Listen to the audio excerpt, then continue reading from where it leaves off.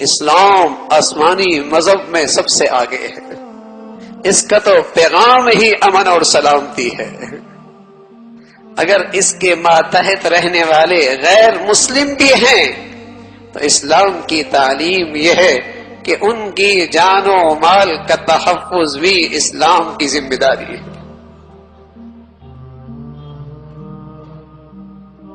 ان کی جان و مال کا تحفظ بھی اسلام کی ذمہ داری ہے۔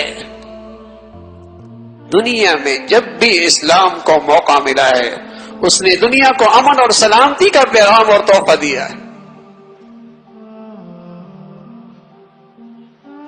یہ غلط ذہن سازی ہے، یہ بہت بڑا فتنہ ہے۔ یہ نئی نسل کے ایمان اسلام پہ اسلام ہتھیانے کی سازش ہے کہ یہ پروپیگنڈا کیا جا رہا ہے کہ دنیا میں فساد کا ذریعہ مذہب ہے،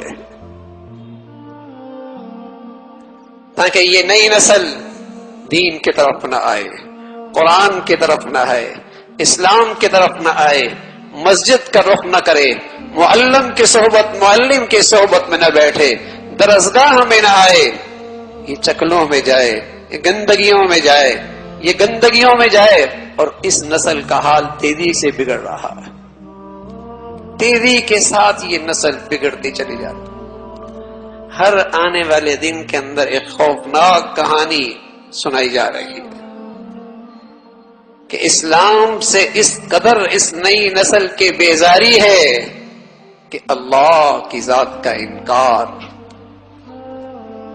آپ کے اس معاشرے کے اندر مختلف انداز سے ورکشاپ کے نام پر، تربیت کے نام پر، سیمینار کے نام پر مختلف انداز سے ایک تو انہیں مذہبی ماحول سے دور کیا گیا اور پھر ان کے لیے جال بنے گئے اور پھر انہیں بے دین اور لادین بنا دیا جا رہا ہے۔